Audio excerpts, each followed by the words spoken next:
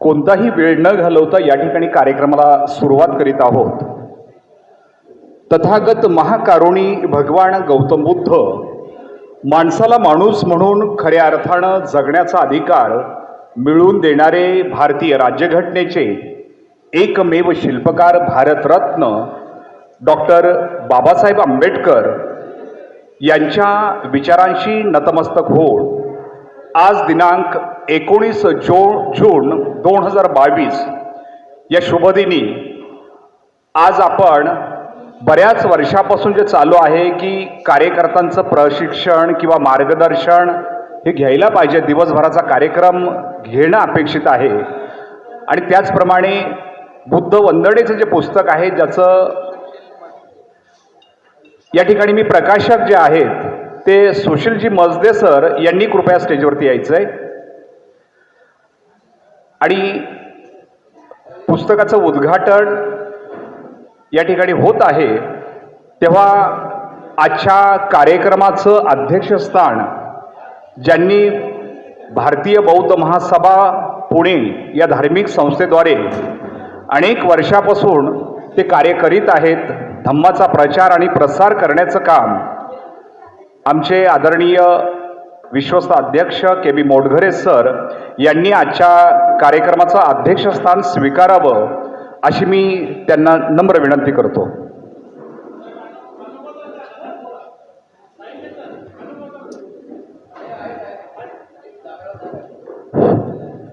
या सुवर्ण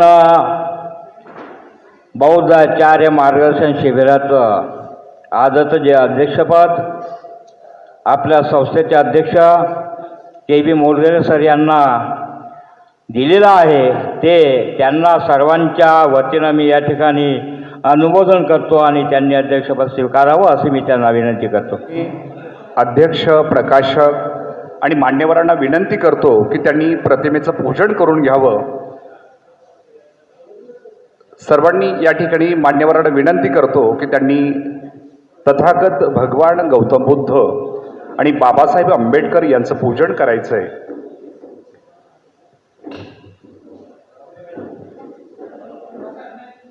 या ठिकाणी सर्वप्रथम दीप प्रज्वलित केली जात आहे।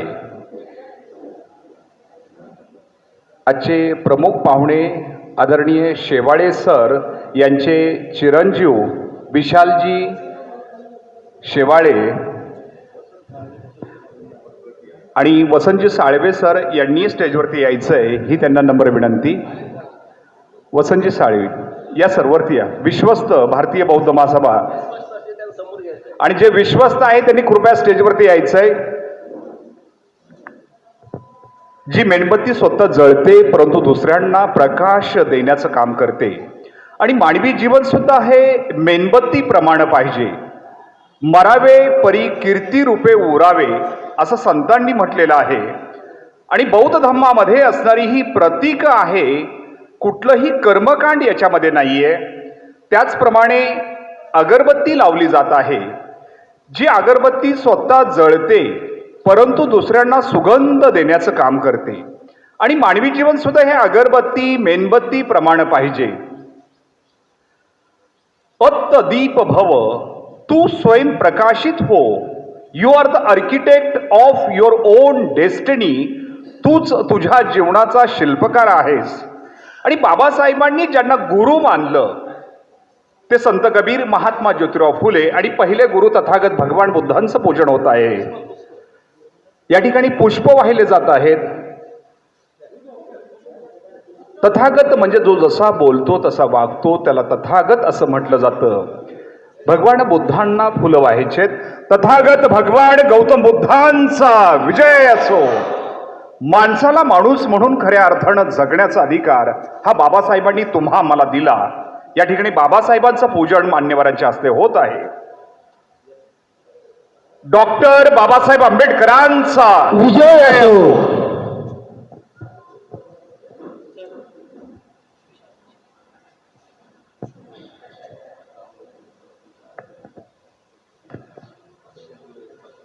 या ठिकाणी सर्व विश्वस्त पाहुणे, प्रकाशक, लेखक या सर्वांच्या हस्ते या ठिकाणी पूजन होत आहे आणि भारतीय बौद्ध महासभेमध्ये फक्त पुरुषच नाहीये तर महिला सुद्धा आघाडीवर आहे आणि आमची तरुण बौद्धाचार्या उपेक्षाताई वनशिव हिनं त्रिशरण पंचशील घ्यावं अशी मी तिला विनंती करतो. सम्मा संबुद्धो भगवा बुद्ध भगवन्तं अभिवादेमि. स्वाखातो भगवता धम्मो धम्मं नमस्सामि. सुपटिपन्नो भगवतो सावक संघो संघं नमामि. मध्ये कुठलंही कार्य असेल तर पहिल्यांदा त्रिशरण पंचशीलच घेतो आपण. मग तो सुखाचा प्रसंग असेल किंवा दुःखाचा असेल.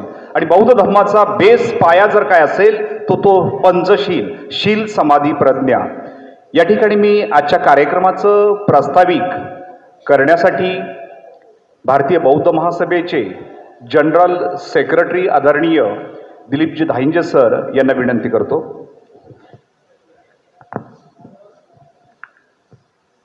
महाकारुणिक तथागत भगवान गौतम बुद्ध, बोधिसत्व परमपूज्य डॉक्टर बाबासाहेब आंबेडकर, तशाच सर्व महापुरुषांना प्रथम मी अभिवादन करतो. आजच्या कार्यक्रमाचे सन्माननीय अध्यक्ष आणि भारतीय बौद्ध महासभेचे विश्वस्त अध्यक्ष के.बी. मोडगरे सर, त्याचप्रमाणे मंचावरील सर्व मान्यवर उपस्थित बंधू भगिनींनो, आज आपण या ठिकाणी एक संयुक्तिक असा कार्यक्रमासाठी उपस्थित झालेला आहात. आज आपण या ठिकाणी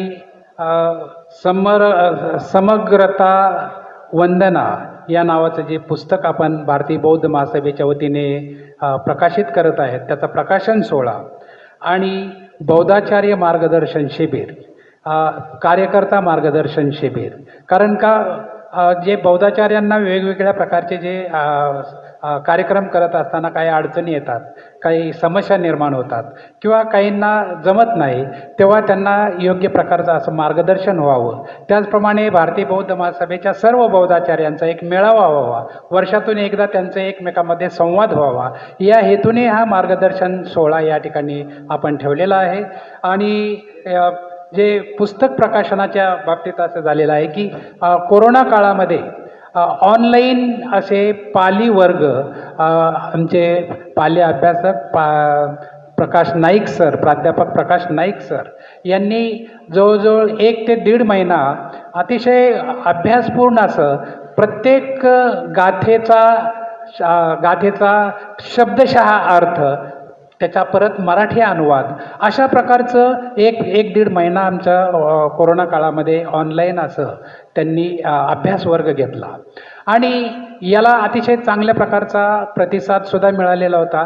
परंतु ऑनलाईन असताना लिखाण करण्यामध्ये काही चुका होत होत्या किंवा ऑनलाईन असताना त्या काही शंका विचारता येत नव्हत्या आणि त्यामुळे जेव्हा पूर्ण असं हा जो अभ्यासक्रम संपल्यानंतर सर्वांची अशी मागणी झाली की हे आत्ता शिकवलेलं जे नाईक सरांनी जे पाली गाथा, त्याचा शब्दार्थ आणि अनुवाद हा जर आम्हाला पुस्तक रूपाने जर मिळाला तर फारच छान होईल. कारण का त्या ठिकाणी आम्हाला काही गाथा लिहिता आल्या नाहीत, काही शब्द बरोबर सांगितल्यामुळे लिहिता आले नाहीत आणि त्यामुळे अशा प्रकारे त्याच्यावरती चर्चा झाली आणि त्यावेळच्या म्हणजे भारतीय बौद्ध महासभेचे विश्वस्त अध्यक्ष मोडगरे सरांनीही तात्काळ मान्य केलं की आपण याच्यावरती पुस्तक काढूया आणि त्या दृष्टीने प्रयत्न केले.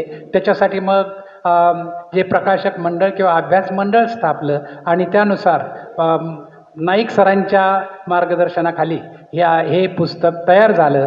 त्याला आम्हाला सुमेध प्रकाशनचे सुशील मजदे आम्हाला अतिशय चांगल्या प्रकारचे प्रकाशक मिळाले आणि ते पुस्तक आज या ठिकाणी प्रकाशित होत आहे. तरी अशा प्रकारे आजच्या या कार्यक्रमाची रूपरेषा किंवा प्रास्ताविका आहे. आपण या ठिकाणी प्रथम सन्माननीय पाहुणे जे आहेत त्यांचं आपण स्वागत आणि सत्कार करूया असं मी या ठिकाणी सर्वांना करतो आणि मग आपण प्रकाशनाचा कार्यक्रम घेऊया.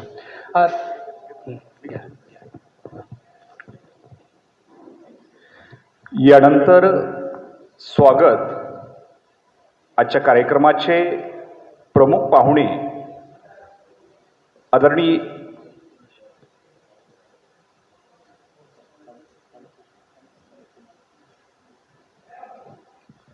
तर आजच्या कार्यक्रमाचे प्रमुख पाहुणे आणि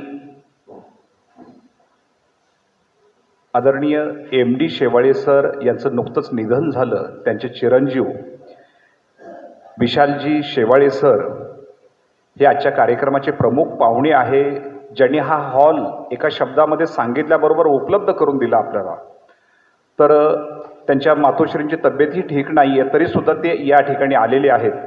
तर सर्वप्रथम मी अध्यक्षांना विनंती करतो की त्यांचा या ठिकाणी एक शाल, त्याचप्रमाणे पंचशील आणि एक पुष्पगुच्छ देऊन सत्कार करावा.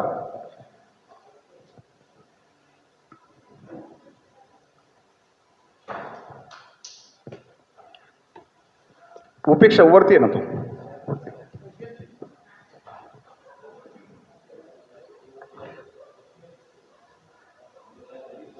आणि त्यांच्या वडिलांनी सुद्धा अनेक वर्षापासून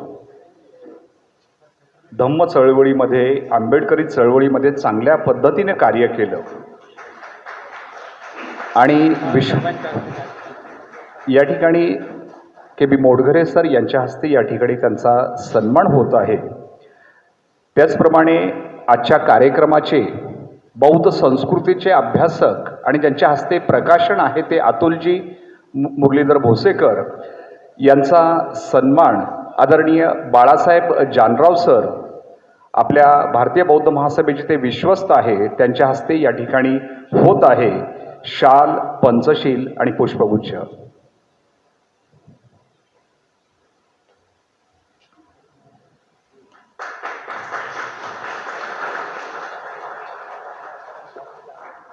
त्याचप्रमाणे संस्कार विभागाचे प्रमुख भारतीय बौद्ध महासभेचे आणि ज्यांनी हे पुस्तकासाठी मेहनत घेतली ते आदरणीय प्रकाशजी नाईक सर यांचा सन्मान आमचे MB वाघमारे सर, विश्वस्त ॲडव्होकेट यांच्या हस्ते होत आहे.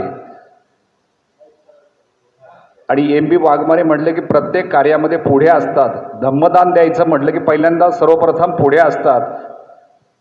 जिथं कमी तिथं आम्ही, अशा पद्धतीने ते काम करीत असतात. आणि या ठिकाणी त्यांचा सन्मान होत आहे.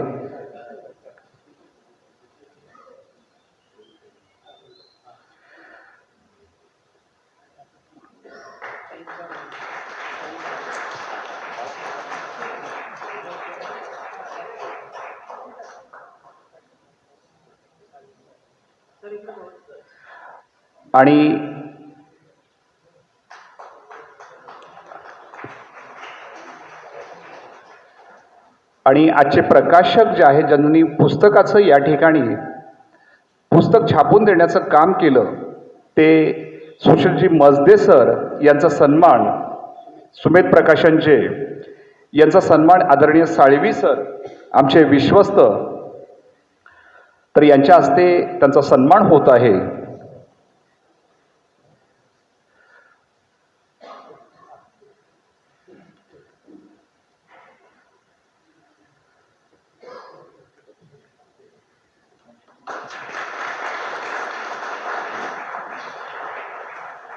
धन्यवाद सर. आणि हे पुस्तक छापण्यासाठी जो निधी पाहिजे होता आम्हाला, आणि त्याच्यासाठी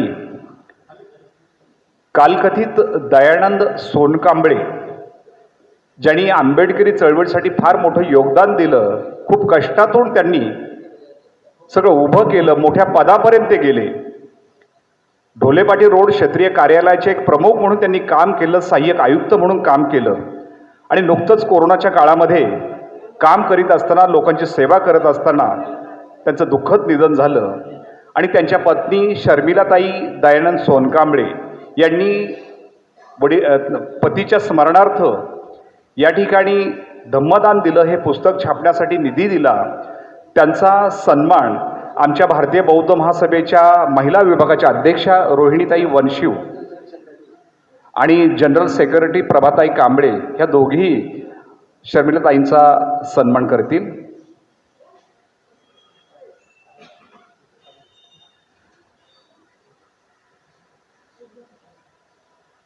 अध्यक्षा आणि सेक्रेटरी ह्या दोघी त्यांचा सन्मान करतील. पुढे आता ये.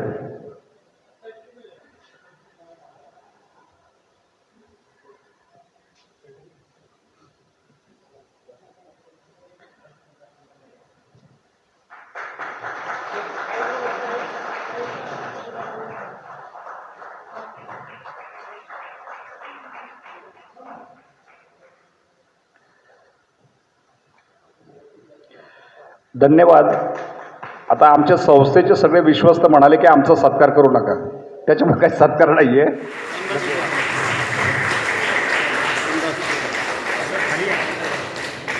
खाली या तुम्ही राऊंडची खाली या सर या खाली.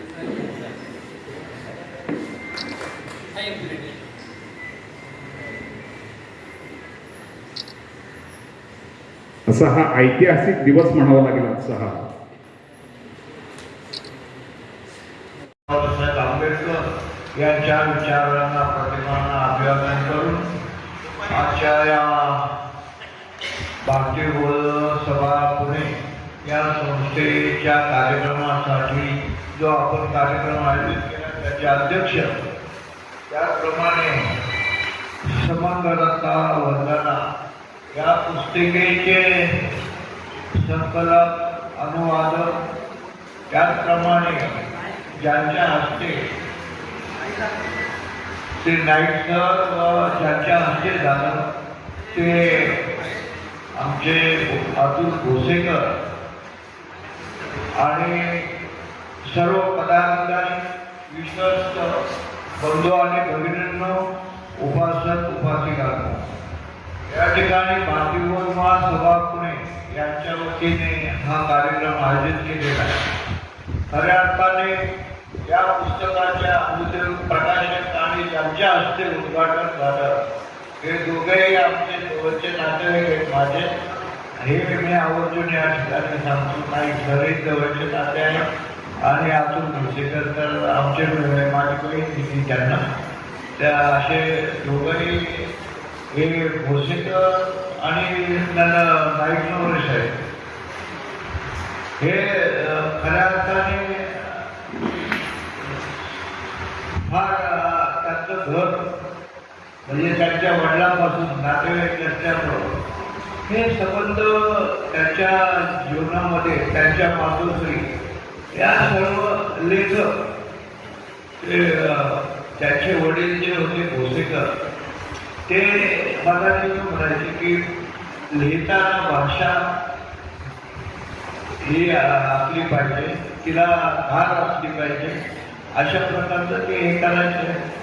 त्या आता एका ठिकाणी नाईक सरांनी त्यांची सगळी माहिती सांगितलेली आहे. नाशिकमध्ये त्यांनी फार मोठं काम केलेलं आहे, आम्ही जवळ पाहिलेलं आहे. नाईक साहेब हे धार्मिक संघटनेत ज्या ज्या ठिकाणी ज्या संस्था आहेत त्या ठिकाणी ते काम करत असतात. असे अत्यंत चांगले माणसं, विद्वान माणसं आपल्याला या ठिकाणी लाभलेली आहेत. संस्थेचे अध्यक्ष मोटगरे साहेब देखील एक अभ्यासू व्यक्तिमत्व आहे. पूर्वीचे अध्यक्ष देखील भाजपा केल्यानंतर या भारतीय बौद्ध महासभेची पुणेची सर्व जबाबदारी त्यांनी त्यांच्या खांद्यावर घेतलेली आहे आणि आपण सर्वांनी त्यांना साथ दिलेली आहे. ही संस्था चांगल्या प्रकारे चालावी यासाठी आम्ही वाघमारे कुटुंबीय सर्व प्रकारचं सहकार कार्याचं यापूर्वी आश्वासन दिलं आणि आपण या ठिकाणी करतो.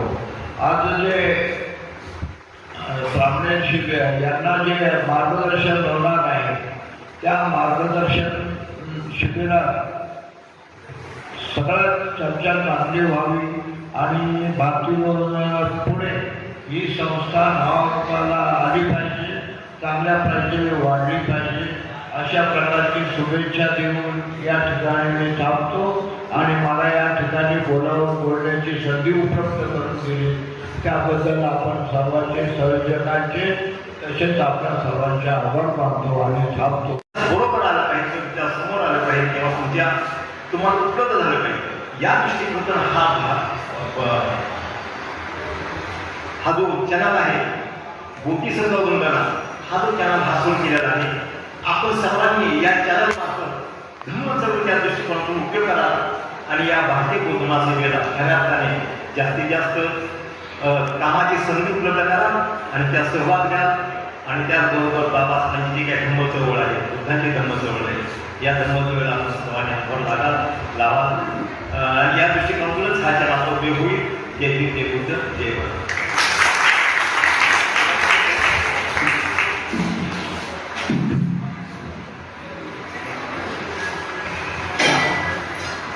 यानंतर महिला विभागाच्या महिला आघाडीच्या अध्यक्ष आघाडीवर रोहिणीताई वंशी हे 2 मिनिटांना शुभेच्छा देतील. रामपूज्य बोधिसत्व डॉक्टर बाबासाहेब आंबेडकर माता आई माताने त्यांच्या पवित्र विचारांना अभिवादन करतील आणि त्यांच्यावर सर्व आदरणीय संस्थेचे अध्यक्ष सेवनीय जयंती करते आणि समर्थकांनी सर्व उपासक आणि उपासिका बौद्धाचार्यांचा मी सविनय करते. आजचा हा जो आपला प्रकाशनचा दिवस म्हणजे पुस्तकाचा आहे समर्थता वंदना. अतिशय पहिल्याच पानावर जर आपल्याला थोडं सुंदर त्या पुस्तकाला पाहूनच आतमध्ये काय असेल याच्यावर आपण हे करूया.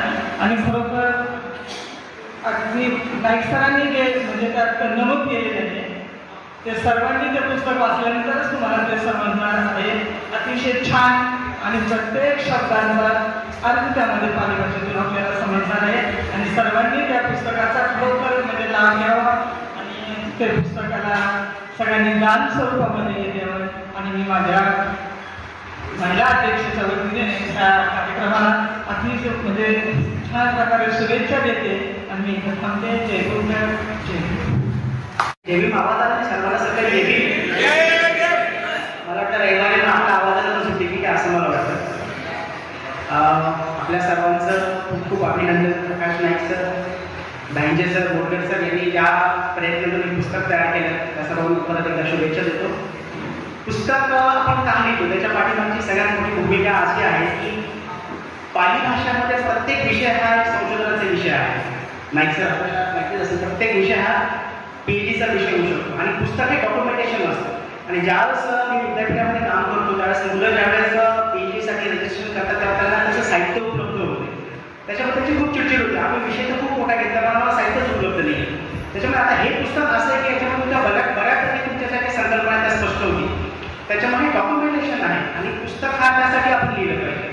म्हणजे मी प्रत्येक लोकांना सांगतो की तुम्ही गेल्यानंतर तुमची आपण काय राहील, तुम्ही काय काम करून ठेवलेलं आहे, तुमचं किती नॉलेज आहे तुम्हाला त्या पुस्तकाच्या माध्यमातून दिसत असतात. त्या तुमच्या 10 फिरल्या कामात येतात. यावेळेस मला आवर्जून आमच्या सात्रे म्हणजे भगत सरांची आठवण येते, केशव भगत सरांची. पाली भाषेचा एवढा मोठा अभ्यास होता त्यांचा की त्यांना रोज म्हणायचं सर एवढा अभ्यास आहे, काहीतरी लिहा काहीतरी या. पण शेवटपर्यंत त्यांनी काही लिहिलं नाही आणि दुर्दैवाचं 2010 मध्ये निधन झालं. मग काय झालं भगत सरांचं जे काही नॉलेज होतं त्याला आपण मुकलोच ना. त्याच्यामुळे आपल्याला ज्या काही गोष्टी येतात त्या आपण लिहून काढल्या पाहिजे. त्या पुढच्या गोष्टी संशोधनासाठी आपल्याला उपयोगात येते. तुम्ही लिहा ना, बाकी की ते पुस्तक कसं तयार करायचं, त्याची छपाई कशी तयार करायची, कमीत कमी पैशामध्ये कसं तयार होतं त्याच्यासाठी मी आहे नाही. त्याची कशाला तुम्ही काय करूया ना. नाईक सर मला म्हणाले की सुशीलची खूप उशिरा भेट झाली. सर अजिबात उशिरा भेट झाली की इथून सुरू करूया. आणि आज पहिला प्रकाशन समारंभ घेतलाय. आणखी 2 वर्षाने त्याला 50 पुस्तक नाही सर एकच प्रकाशित होईल. आणि जोपर्यंत तुमच्या 50 ते 100 पुस्तकं प्रकाशित होत नाही तोपर्यंत तुम्हाला स्वस्त बसू देणार. हे मी तुमच्या सगळ्यांना तुम्हाला तिथे करून घेतो. नाईक सरांना तुम्ही फिरून गेला. परत एकदा मी आपल्या सर्वांना शुभेच्छा देतो आणि थांबतो. धन्यवाद. आणि पुस्तक सर्वांनी लिहिलं.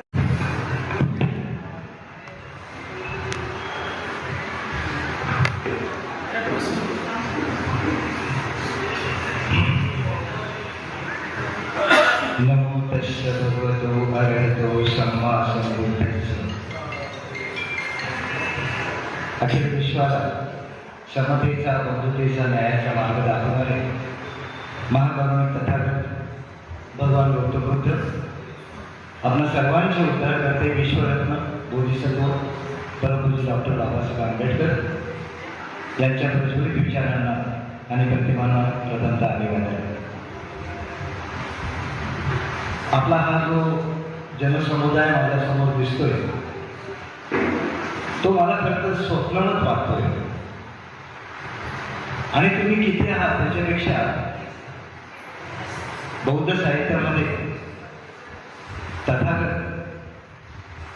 जेव्हा जायचे त्यावेळेला ते वर्णन जे केलेलं आहे कधी कधी लाख लाख भिक्षू त्यांच्यामुळे असायचे आणि ते वर्णन वाटत असताना कधी कधी आश्चर्य वाटायचं की तथागतांचं प्रवचन हे लाख जे भिक्षुगण आदरणीय तथागतांचं प्रवचन कसं ऐकत असते आणि ते प्रसंग कायम डोळ्यासमोर उभे राहायचे. आज मला असं वाटतंय की हा लाखांचा जनसमुदाय आहे, लाख लोक आहेत त्याच्या मागे. तर ह्या जेव्हा लिहायला मी घेतलं त्यावेळेला मला पहिल्यांदा वाटलं की ही वंदना ह्याला आपण काय नाव द्यावं याचा मी खूप विचार केला आणि त्यानंतर एक समग्रता हा शब्द माझ्या डोक्यात आला.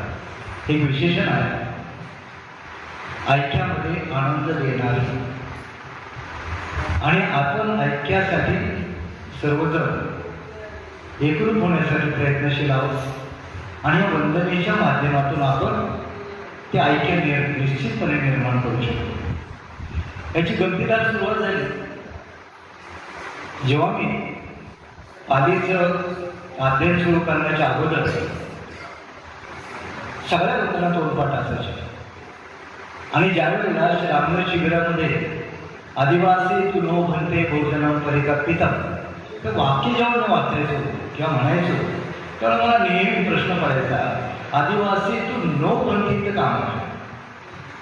आणि मग माझ्या विचाराला सुरुवात झाली आणि मी अनेकांना विचारलं विशेष म्हणजे ज्यांना संपूर्ण पाठांतर होतं ते कुणीही मला सांगू शकलं नाही याचा खरा अर्थ काय हे मी तुम्हाला मुद्दाम सांगतो. आणि मग तो डोक्यामध्ये चक्र की आपण मग इतरांचीच कॉपी करतोय.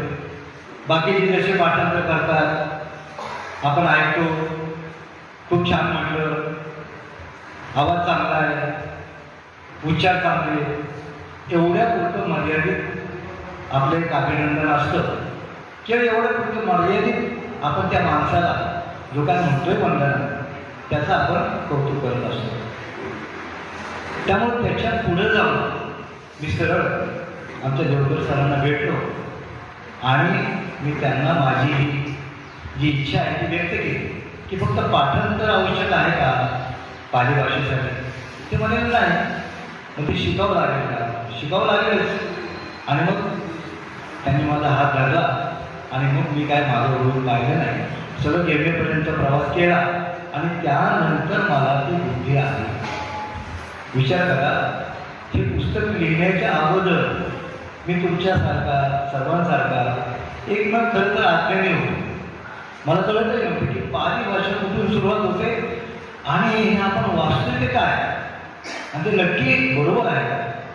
त्यासाठी मला एवढा प्रवास करावा लागला आणि जेव्हा तो प्रवास झाल्यानंतर वंदनेकडे जेव्हा मी वळलो त्यावेळेला मला वाटलं की बरोबर ज्या आनंदाची वंदना तथागतांच्या नंतर जिवंत ठेवल्या त्या आनंदाचं ज्ञान किती असं त्यांच्याकडे कागद पेन्सिल नव्हती त्यांच्याकडे काही नव्हतं फक्त ते बोलायचे. आणि 2500 वर्षापूर्वी 84,000 सूत्र पाठ असणारे तथागतांच्या आजूबाजूला असायचे. आपण काय करत आहोत आपण किती कमी आहोत. आणि मग परमपूज्य डॉक्टर बाबासाहेब आंबेडकरांनी एवढा अभ्यास कसा केला त्रिपिटकाचा आणि मग बुद्धाने त्यांचा धर्म आपल्यासमोर आला आपल्याला काहीतरी करायला पाहिजे. आणि मग मी नमो बुद्धापासून सुरुवात केली त्यावेळेला मला कळलं की आपण खरोखर आज्ञेय आहोत. आणि बंधूंनी 2 महिने मी नेहमी सांगितलं की ज्याला स्वतःचं अज्ञान कळतं तो ज्ञानाच्या वाटेवर जाऊ शकतो. ज्याला स्वतःचं अज्ञान कळत नाही तो कधीही ज्ञानाच्या वाटेवर जाणार नाही. तेव्हा मला तर वाटतं आपण प्रत्येकाने आज्ञानीच राहावं जेणेकरून ज्ञानाच्या वाटेवर आपला प्रवास कायम सुरू राहील.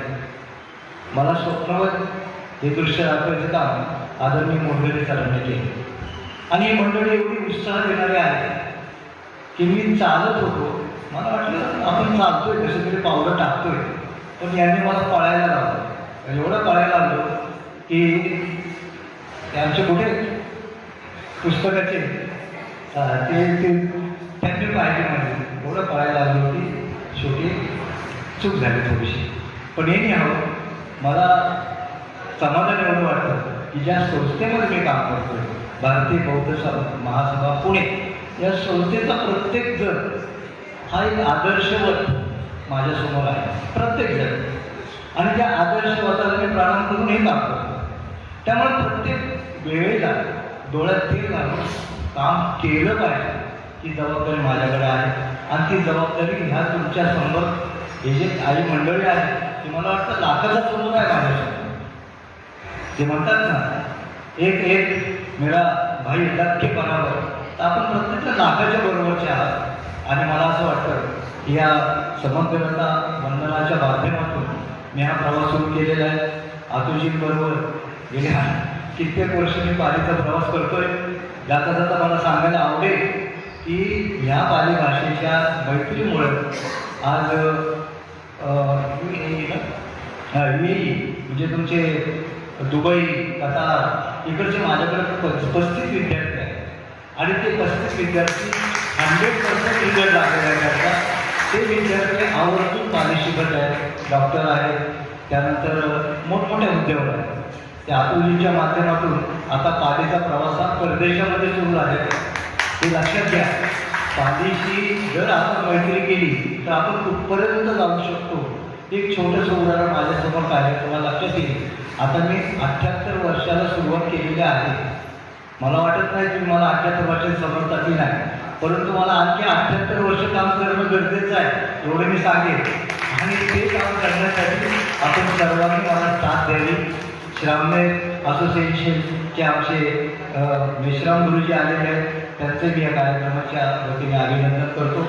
आणि आदरणीय सर्व जणांचं मी पुन्हा एकदा ऋण व्यक्त करतो, विशेषतः मोडगरे सर आणि त्यांच्या प्रत्येक टीममधल्या प्रत्येक व्यक्तीचं मी ऋण व्यक्त करतो. त्यातील एक व्यक्ती आता माझ्यासमोर नाही, आपल्या सर्वांसमोर नाही, ज्यांनी जास्त आग्रह धरलेला होता ते आपले बाळासाहेब. त्यांनी खूप आग्रह धरलेला होता आणि अक्षरशः माझी कॉलच भरायची वेळ आली होती, तुम्ही हे लिहा, कधी लिहिताय तुम्ही, हे कधी लिहिताय तुम्ही, असं ते म्हणायचे. आणि खरोखर ह्या क्षणाला त्यांची आठवण सर्वांनाच येते. पण त्यांना स्मरूनच मी सांगेन की त्यांनी जे कार्य माझ्यासमोर ठेवले ते मी जास्तीत जास्त जोमाने करायचा प्रयत्न करीन. आपण सर्वजण मला साथ देतात याची मला शाश्वती आहे. मला बोलण्याची संधी दिली त्याबद्दल मी आदरणीय गायकवाड सरांचे मुख्यतः आभार मानतो. अतिशय सुंदर सूत्रसंचलन करता येते, त्यांचे आभार मानणे, त्यांचं कौतुक करणे माझं कर्तव्य. जय हिंद, जय बुद्ध, जय भारत. गाडी अभ्यास ज्यांना म्हटलं जातं, ज्यांचे वडील मुरलीधर भोसेकर यांनी अनेक पुस्तकं लिहिली, त्यांचाही खूप अभ्यास होता. आणि अतुलजी मुरलीधर भोसेकर, मी त्यांना बोललो की आमच्या मिसेस सुद्धा भोसे या गावच्याच आहेत, ओहळ म्हणून, ते पण ओहळ, तर भोसे आणि भोसेकर असं नंतर झालं. तर मी त्यांना विनंती करतो की त्यांनी आपलं मनोगत व्यक्त करावं.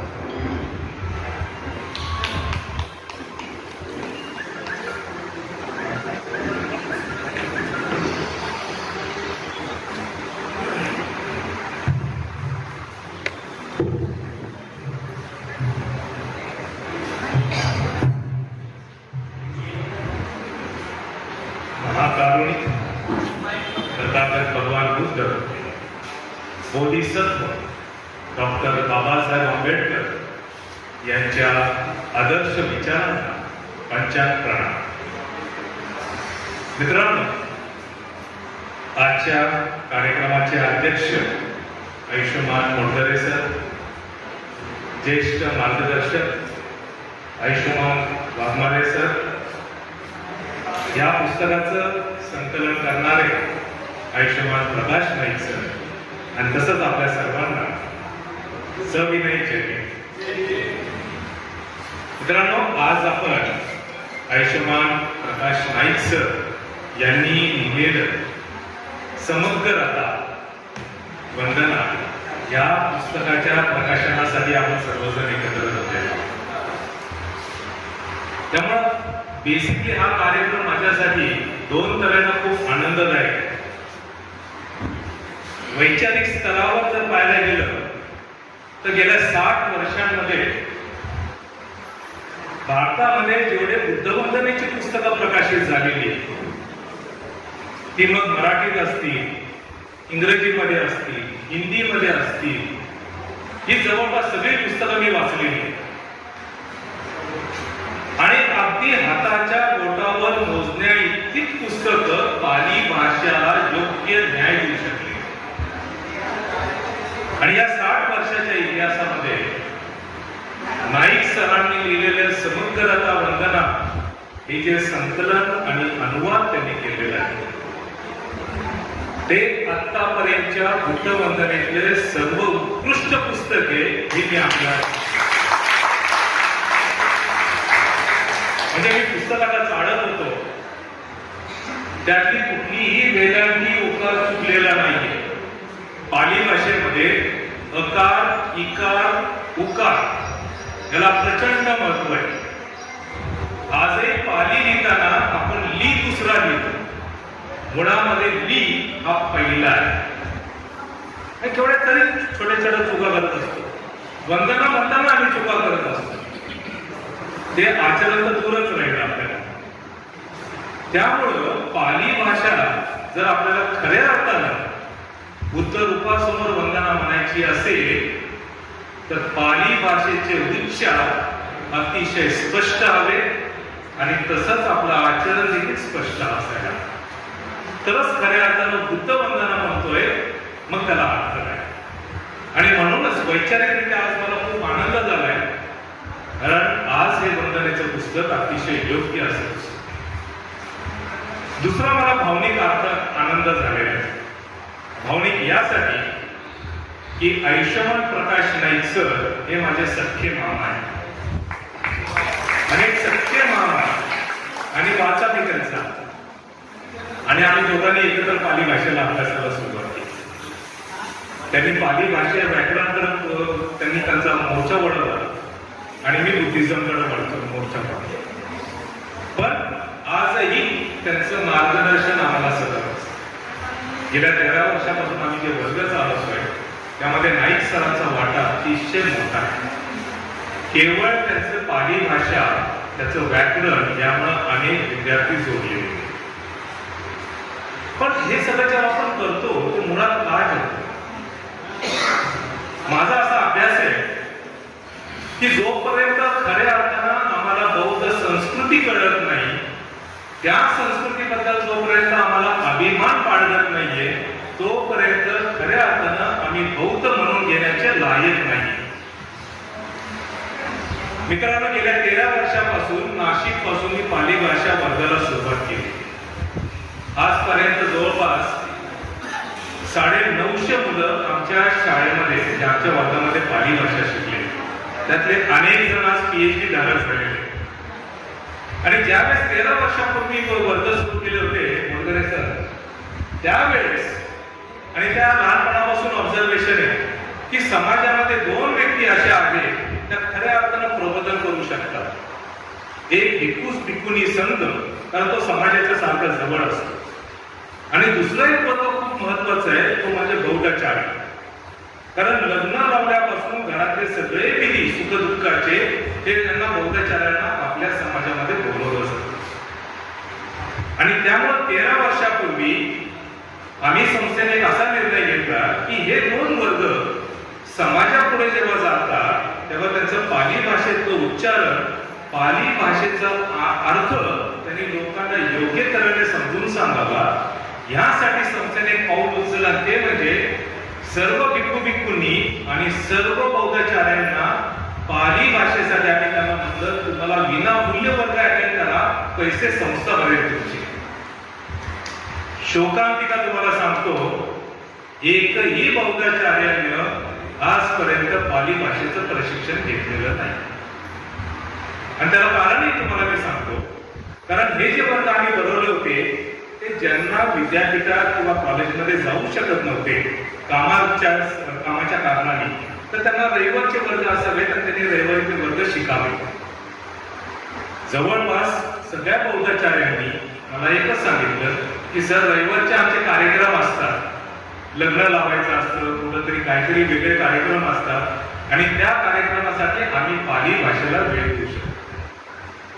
माझं म्हणणं असं आहे, जेव्हा तुम्ही लोकांना वंदना सांगता, जेव्हा तुम्ही लोकांना बुद्ध विचार सांगता, तर मुळातच बुद्ध विचार समजून घ्यायला आधी आपण पाहिजे, मग आपण लोकांना सांगू शकतो.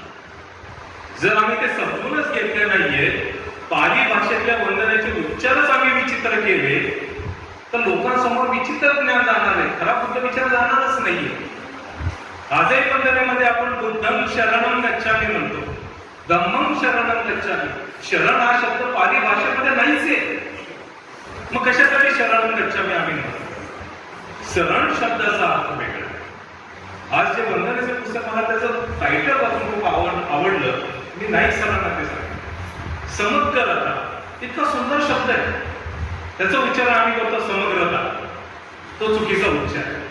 समग्र ग ला ग आहे, त्यामुळे ग वर जोर द्यायला पाहिजे आपण. समग्रता हे त्याचा अर्थ आहे. समग्रता म्हणजे सगळ्यांनी एकोप्यानं येऊन त्या वंदनेचा घेतलेला आनंद. एवढा सुंदर माझा शब्द आहे. आणि समग्र शब्दाचा अर्थ काय होतो? एकत्र, सगळे एकत्र, म्हणजे सगळ्या वंदना एकत्र. हा अर्थाचा किती वेगळा वेगळा फरक पडतोय. त्यामुळे पाली भाषा शिकणं हे खूप गरजेचं आहे. बुद्धाने 2500 वर्षापूर्वी जी वचनं म्हटलेली आहे, त्या वचनांचा जर आम्हाला आनंद घ्यायचा असेल तर पाली भाषा शिकण्याशिवाय आमच्यासमोर पर्याय नाही. मित्रांनो, बौद्ध संस्कृती ही बुद्ध विचारातून तयार झालेली आहे. या बुद्ध विचारातूनच सम्राट अशोकांचं राज्य पुढे आलं, जे मौर्य वंश आपण त्यांना म्हणतो. आणि विचार करा, आजही इथली व्यवस्था सांगते की ब्राह्मणी व्यवस्था सर्वश्रेष्ठ होती आणि बाकीच्या व्यवस्था किंवा बाकीच्या संस्कृती कमी दर्जाच्या होत्या. आम्हाला अभिमान वाटला पाहिजे की बौद्ध संस्कृतीनं या देशाला घडवलेला आहे. या देशाला लिखाणाची सुरुवात बौद्ध संस्कृतीनं दिलेली. सम्राट अशोकांच्या आधी या देशामध्ये कुठेही लिखापडी झालेली नाहीये. सर्वात पहिल्यांदा सम्राट अशोकांनी शिलालेख लिहिले, त्यावेळेस या देशाला लिखाणाची परंपरा सुरू झाली. तोपर्यंत लिखी काय होती? जे कथगग आपण लिहितोय ते कथगग सम्राट अशोकांनी इसवी सन पूर्व 3ऱ्या शतकामध्ये लिहिलेलं आहे.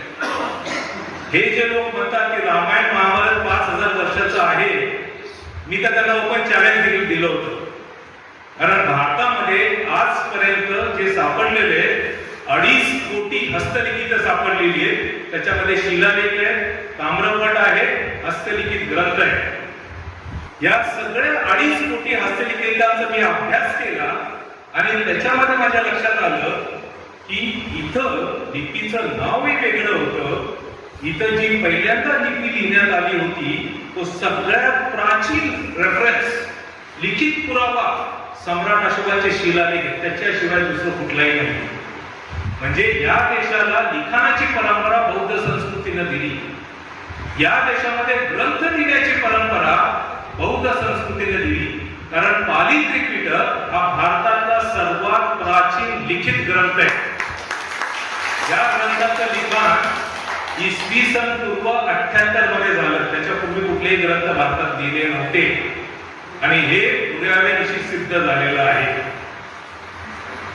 मित्रांनो, या देशामध्ये शिल्पकलेचा प्रारंभ सम्राट अशोकांनी केला. सर्वात पहिली लेणी सम्राट अशोकांनी कोरली.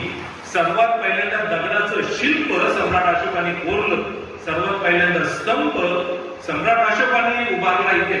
त्याच्यापूर्वी भारतामध्ये कुणालाही दगडामध्ये काय कोरायचं हे माहित नव्हतं. सर्वात पहिल्यांदा विहार सम्राट अशोकांनी महाबोधी महाविहार बांधलं आणि त्यानंतर विहाराच्या त्या विहारांपासून मंदिरांची परंपरा इथे सुरू झाली. म्हणजे आम्ही का विसरलो?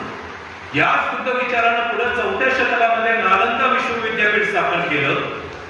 4थ्या शतकामध्ये विचार करा, युरोपीय देश जनावरांची चरबी वितळून त्याचे दिवे बनवत होते त्या 4थ्या शतकामध्ये नालंदामध्ये आपला भिक्खू वर्ग खगोलशास्त्राचा आणि वेगवेगळ्या ग्रहांचा अभ्यास करत होता.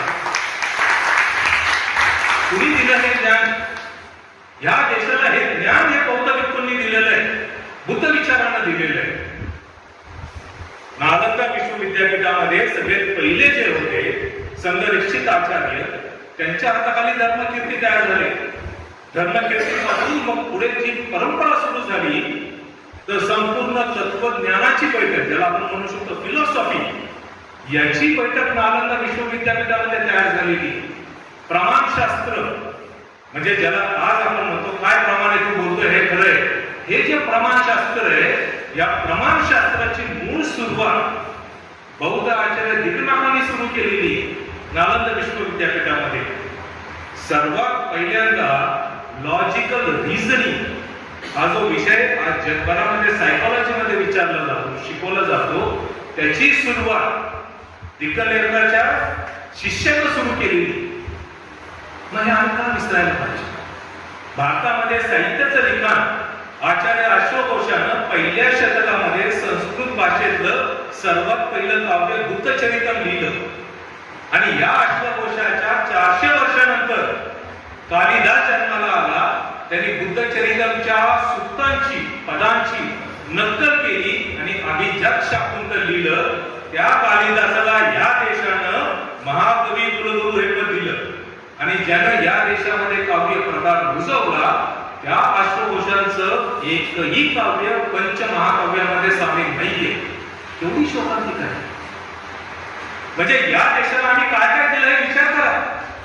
मी नेहमी म्हणतो की जोपर्यंत तुम्हाला बौद्ध संस्कृतीचा अभ्यास होत नाहीये, जोपर्यंत तुम्हाला अभिमान वाटणार नाहीये, तोपर्यंत खऱ्या अर्थानं बुद्ध धर्माचे तुम्ही प्रचारक होऊ शकत नाही.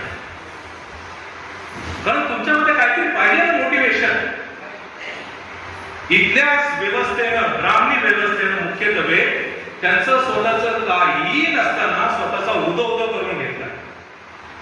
मी जेव्हा सगळ्यात पहिल्यांदा सम्राट अशोकांच्या शिलालेखांची लिपी, ज्याला ब्राह्मी म्हटलं गेलेलं आहे, जेव्हा मी त्याचा अभ्यास केला, 10 वर्ष संशोधन केलं आणि मग लक्षात आलं की सम्राट अशोकांचे जे 45 शिलालेख आहे त्यापैकी 38 शिलालेखांमध्ये सम्राट अशोक सुरुवात करतात इयम धम्मलिपी देवानं पियेन पियदसीन रयो लेखापेता. अरे इयम धम्मलिपी काय? आणि इथल्या व्यवस्थेनं त्याचं भाषांतर केलं या धर्मलेखामध्ये देवांचा प्रिय, जे साफ चुकीचं आहे. कारण हे यासाठी चुकीचं आहे कारण या सगळ्या लोकांचा पाली आणि प्राकृत भाषेचा अभ्यास नाही. जेव्हा मी पाली भाषेचा अभ्यास केला तेव्हा लक्षात आलं या शब्दांचा मूळ अर्थ काय. की सम्राट अशोक लिहितात या धम्मलिपीमध्ये सज्जनांचा, विद्वानांचा प्रिय, कारण देव या शब्दाला पाली भाषेमध्ये वेगळा अर्थ आहे. आत्ताचे ते 36 कोटी देवांपैकी एकही अर्थ नाही. म्हणजे या धम्मलिपीमध्ये सज्जनांचा, विद्वानांचा प्रेमळ असा राजा हे आदेश लिहित आहे. हा कसा अर्थ? आणि जेव्हा मला पुण्यातल्या ब्राह्मण स्कॉलर्सनी असं सांगितलं की तुमचा अभ्यास संस्कृतचा नाहीये त्यामुळे तुम्हाला याचा अर्थ कळत नाही, मग त्यांच्या समोर मी पाणिनी व्याकरण काढलं, त्यांच्या समोर 11व्या शतकाचा अमरसिंहाने लिहिलेला अमरकोश काढला आणि त्यांना मी विचारायला लागलो मला ब्राह्मी शब्दाचा अर्थ सांगा. आणि हे प्रकरण 6 महिने चालू होतं आणि 6 महिन्यानंतर त्याच्या लक्षात आलं. तर मी त्याला स्पष्ट म्हणलं होतं की सम्राट अशोकाचे जे 42 शिलालेख आहेत त्यापैकी 38 शिलालेखांमध्ये इयम धम्मलिपी शब्द लिहिलेला आहे. मला एक शब्द दाखवा तुम्ही. भारतामध्ये 2.5 कोटी मॅन्युस्क्रिप्ट्स आहेत, एक शब्द ब्राह्मी लिहिलाय का हे दाखवा. मी तुम्हाला 38 शब्द दाखवतो जिथं धम्मलिपी लिहिलेला आहे. आणि मग ऐतिहासिक आणि पुरातत्वीय निकषांवर लक्षात आलं की ब्राह्मी हा शब्द अतिशय चुकीचा आहे, तो आपल्यावर लादलेला आहे. आणि जेव्हा मी ते स्पष्टीकरण दिलं धम्मलिपीचं त्यावेळेस लोकांच्या लक्षात आलं की खऱ्या अर्थानं या भारताच्या सर्वात प्राचीन लिपीचं नाव धम्मलिपी. मित्रांनो, आज भारतभरात जगभरामध्ये धम्मलिपी झालेली. पुण्यातल्या ब्राह्मणांनी उद्धव ठाकरे साहेबांकडे कंप्लेंट केली, माझी वर्षा गायकवाड ताईंकडे कंप्लेंट केली की या माणसानं धम्मलिपी हा चुकीचा शब्द दिलाय. त्यांनी एक कमिटी बसवली पुणे विद्यापीठातलेच प्राध्यापक त्याच्यामध्ये घेतले, भारतातले संस्कृत, पाली, प्राकृत, इतिहास तज्ञ आणि पुरातत्व तज्ञ घेतले. 3 महिने ही चर्चा झाली, डिबेट चालली आणि माझ्या एकाही प्रश्नाचं मी उत्तर देऊ शकले नाही. उलट त्याच्या प्रत्येक प्रश्नाला मी ऐतिहासिक आणि पुरातत्व दाखले दिले आणि शेवटी त्यांना मान्य करावं लागलं. त्यांना मान्य करावं लागलं की ब्राह्मी हा शब्द चुकीचा दिला गेला. मित्रांनो, 100 वर्ष आपल्या भूपांडी हा शब्द बसतो. विचार करा, आपल्या बौद्ध संस्कृतीमध्ये अशा अनेक अजून गोष्टी आहेत त्या बाहेर काढायच्या आहेत. चाणक्य कसा चुकीचा माणूस होता, चुकीचं व्यक्तिमत्व होतं, हे देखील मी सिद्ध करून दाखवले. हे पाली भाषेतून आपल्याला ज्यावेळेस पाली त्रिपिटकातला एक शब्द तुम्ही वाचायला सुरुवात कराल तेव्हा एक आयुष्य कमी पडतंय हे आपल्या लक्षात ठेवू शकते.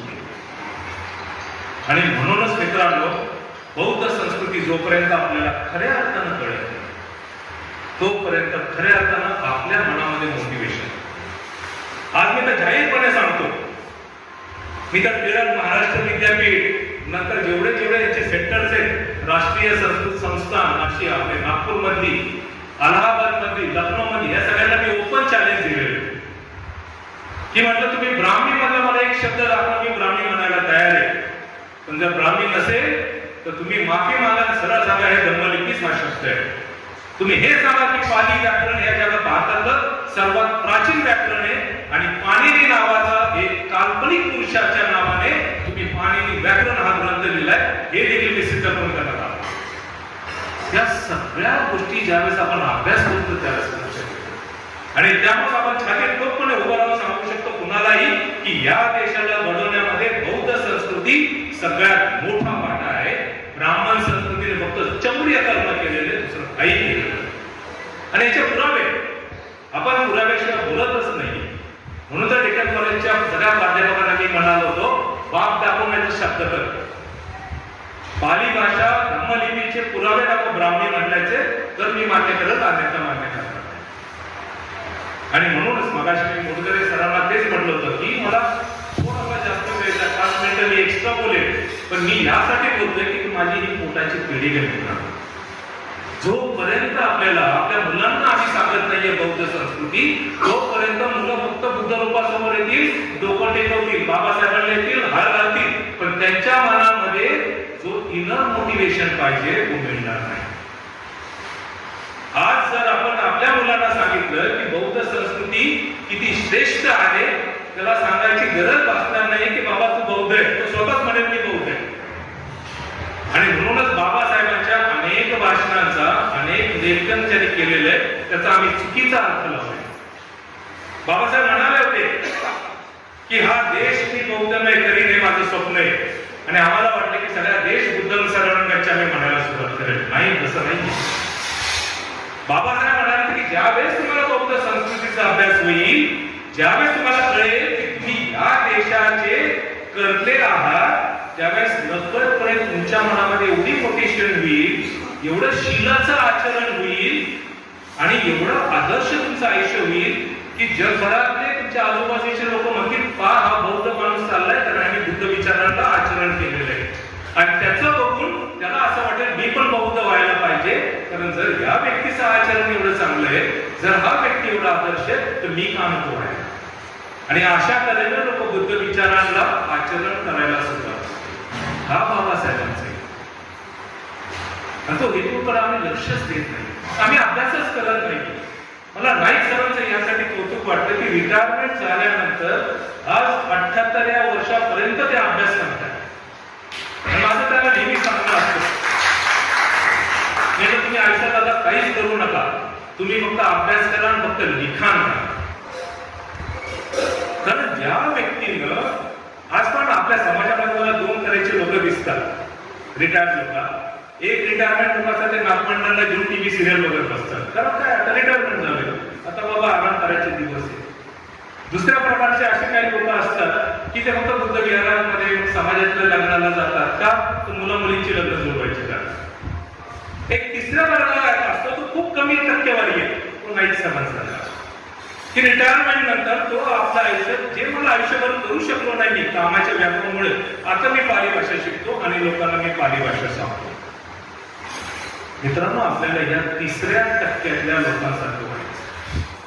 जोपर्यंत आपण खऱ्या अर्थानं होत नाहीये तोपर्यंत लक्षात ठेवा, आपलं सांगणं की मी बाबासाहेबांचा अनुयायी आहे, मी बुद्धांचा अनुयायी आहे, हे अतिशय चुकीचं होतं. मी खूप स्पष्ट बोलतो आणि मी खूप थेट बोलतो. हे यासाठी बोलतो कारण माझी ती कळकळ आहे. कारण आज 100 वर्ष आम्हाला झगडा करावा लागतो एक तत्व टाकायला. विचार करा, हे सगळे तत्व जर टाकायची असतील नालंदा विश्वविद्यापीठाची आणि त्यापासून बुद्ध विचारांपासून सुरुवात जर केली आपण तर हर्षवर्धन राजापर्यंत, तर या देशाला सुसंस्कृत करण्यामध्ये बौद्ध संस्कृतीचा वाटा आहे. आणि यातलं एक एक तत्व जर आम्ही काढलं, शिक्षा काढलं किंवा त्यातलं फिलॉसॉफी काढली, सायकोलॉजी काढली, म्हणजे अभिधर्माचा जर तुम्ही अभ्यास केला लक्षात येईल. आजचं सायन्स आम्हाला सांगते, जगभरातले जे सायकोलॉजिस्ट ते सांगतात की जिथं आधुनिक मानसशास्त्र थांबतं त्याच्या पुढे त्याच्याकडे ज्ञान नाही, तिथून पुढे अभिधर्माचा प्रवास सुरू. केवढं ज्ञान बुद्धाने घेऊन ठेवलं. तुम्ही अभिधर्माचा पहिला चॅप्टर वाचायला घ्या, चित्त चैतसिक धम्म. मी 15 वर्ष झालं तो चॅप्टर वाचतो मित्रांनो, खोटं सांगत नाहीये. पहिल्या चॅप्टरच्या पुढे अजून माझं ज्ञान केलेलं नाही, कारण मी तिथंच अडकतोय. कारण मला समजतच नाही अजून काय करायचं. मी किती वेळा नाही सरांना सांगितलंय मला चित्त चैतसिक तुमच्याकडनं समजून घ्यायचंय.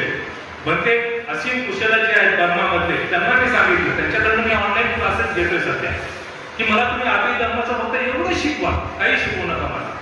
ते बाकीचं शिकणं तर खूप दूर, त्यासाठी मला अजून 10 जन्म घ्यावे लागतील. एवढा एक चॅप्टर शिकवा आणि हे खूप महत्वाचं आहे. आणि म्हणूनच संपूर्ण धम्मपद जर तुम्ही वाचलं तर त्यातलं पहिलं पद जे बुद्ध म्हणतात ना ते खूप सुंदर आहे. मला असं वाटतं की पहिलं पद जर आपण सगळ्यांनी लक्षात ठेवलं आणि तसं आचरण केलं ना तर आपल्याला इतर काही वाचण्याची गरज नाही. असं बुद्ध म्हणतात, मनोपभंगमा धम्मा मनोसेठा मनोमय, मनसाचे भास उठेना मनोपभंगमा धम्मा मनोसेठा मनोमया, मनसाचे पसनेना भासती वा करोती वा त्वतनम सुखमन्वेती चक्कंब छाया. म्हणजे पान तुम्ही किती सुंदर आहे, ते सगळं काय तुमच्या मनावर आहे. तुम्ही मनात जर आणलं ना तर मनात सगळ्या गोष्टी होऊ शकतात. मनात जर आणलं तर तुम्ही अभ्यास करू शकता. मनात जर आणलं तर तुम्ही प्रचारासाठी तेवढी तयारी स्वतःला करू शकता. आणि म्हणूनच माझे हे थोडेसे लांबलेले विचार मी तुम्हाला यासाठी सांगण्याचा प्रयत्न केला की तुम्ही सर्वजण बौद्धचार्य आहात, लोकांकडे जातात, समाजापुढे जातात, लोकांचे अनेक चांगले आणि दुःखाचे सुखाचे सगळे कार्यक्रम करतात. तर ज्या ज्या वेळेस तुम्ही कराल या सगळ्या गोष्टी त्यावेळेस बौद्ध संस्कृती लोकांना निश्चित सांगा. कारण आपल्या समोर बसलेले जे वर्ग आहेत ना तो जरी शिकलेला असला ना तर बौद्ध विचारांना तो अडाणीचे असतो. आज आपले अनेक जे आहेत ना सोसायटीमधले उच्च ग्रुप लोक ज्यांना म्हणतो त्यांना बुद्ध धम्माशी बाबासाहेबांशी काही देणं घेणं नाही येत. मला सांगतो ते म्हणतात भरत्याला बौद्धाच्याला तू लाव विधी, तुझं काय करायचं ते करा तू घेऊन जा. पण हे जेव्हा आम्ही त्यांना जरा बौद्ध संस्कृतीबद्दल सांगू तेव्हा मला असं वाटतं निश्चित त्यांच्या मनामध्ये इंटरेस्ट होतो. त्यामुळं प्रकाश नाईक सरांचं खूप खूप अभिनंदन आहे. खूप सुंदर वंदनाचं पुस्तक त्यांनी काढलंय. आपण सर्वांनी ते वाचा, त्याचे अर्थ समजून घ्या आणि तुम्हाला सर्वांना एक विनंती की सर्वांनी पाली भाषा शिकायला सुरुवात करा. तुम्हाला वर्गाला जाता येत नाही तर कमीत कमी तुम्ही ऑनलाईन शिका. ऑनलाईन हे वर्ग दर रविवारी असतात 9:30 ते 11 ही वेळ सहज तुम्ही घेऊ शकता. किंवा एखादी संध्याकाळची वेळ असेल कारण दुबईच्या ब्रांचसाठी वेगळा दिवस आहे, तो वेगळा दिवस तुम्ही त्यामध्ये ऍडमिशन घेऊ शकता. आणि भारतीय बौद्ध महासभा पुणे विशेषतः मोरगले सर आणि त्यांची सगळं विश्वस्त मंडळ या सगळ्यांचे मी धन्यवाद देतो की त्यांनी मला इकडे बोलवलं, माझे विचार इथे प्रस्तुत करण्याचं मला स्वातंत्र्य दिलं आणि त्याचबरोबर शांत चित्ताने आपण सर्वांनी ऐकून घेतलं त्याबद्दल मी आपल्या सर्वांचे खूप खूप धन्यवाद. जय हिंद, जय भारत.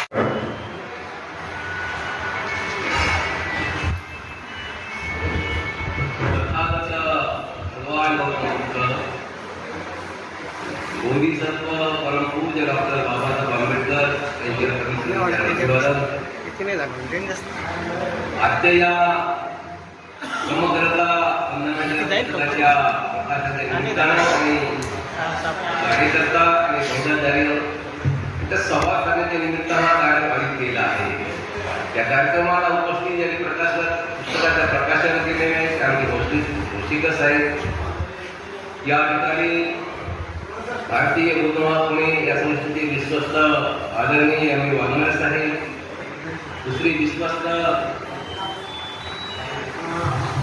वसंतरावजी साळी साहेब, त्या महिला आघाडीच्या अध्यक्षा आमच्या रोहिताई वंशीर, महिला आघाडीच्या सेक्रेटरी कांबळेताई यांनी ते पुस्तक प्रकाशित केलं. आमचे संस्कार समितीचे विभाग प्रमुख आदरणीय प्रकाश नाईक साहेब आणि प्रामुख्याने हे पुस्तक ज्याने तयार केलेलं आहे ते आमचे मजदे साहेब, जे आमचे पालीचे ते पुणे शहरामध्ये त्यावेळेस पालीचे एक चिकित्सक होते भगत सर. नंतर ते प्रकाश नाईक आम्हाला निर्माण झाले, उपलब्ध झाले. त्यांच्या स्मृतीत आमचे जावई जे आहेत आमचे के भगत सर, त्यांचे जावई मजदे साहेब आणि प्राध्यापक विलास बाग त्यांचे भाची आहे, त्याची ओळख करून देतो मी मजदे साहेबांची. आणि त्या या क्षेत्रामध्ये आता ते उतरलेले आहेत, त्यांचं सुद्धा या ठिकाणी स्वागत करतो. प्रामुख्याने आमचे या ठिकाणी जे सोनगावकडे परिवार आहे त्यांच्याशी आमचा फार जुना परिचय आहे, साधारण 40 वर्षापासून ताळेवाडीवर असताना. आणि त्या निमित्तानं एक उत्कृष्ट असा अधिकारी कोरोनामध्ये निघून गेले. आमच्या परिसरामध्ये ताळेवाडीमध्ये त्याच्या हातामध्ये सत्ता होती. सत्तेच्या माध्यमातून आमच्या ताळेवाडीच्या झोपडपट्टीमधला विकास केला अधिकाऱ्याच्या माध्यमातून. निमित्तानं आमच्या ताळेवाडीचे सर्व कार्यकर्ते आमचे अधिकारी, माझ्या जवळचे अधिकारी, ओळखीचे अधिकारी म्हणून त्या ठिकाणी काम करून घेत होते. त्यांचं 1 वर्षापूर्वी दुःख निधन झालं. त्यांच्या आठवणी करून त्यांनी या संस्थेला या पुस्तकाचे योगदान दिलेलं आहे, जे लावून किंमत शुल्क झालेलं आहे. ते आदरणीय सोनकांबळे त्याचे चिरंजीव उपस्थित आहेत त्या ठिकाणी. महिला आमच्या सेक्रेटरी धांजे सर सध्या सेक्रेटरी आहेत. संध्याकाळी आम्हाला ते नियुक्तीपत्र देणार आहोत. सेक्रेटरी गायकवाड सर आणि सर्व आमच्या दोघांचे आहेत. आणि पुणे शहराचे मध्यवर्ती कमिटीचे सर्व पदाधिकारी उपस्थित बंधू आणि भगिनी.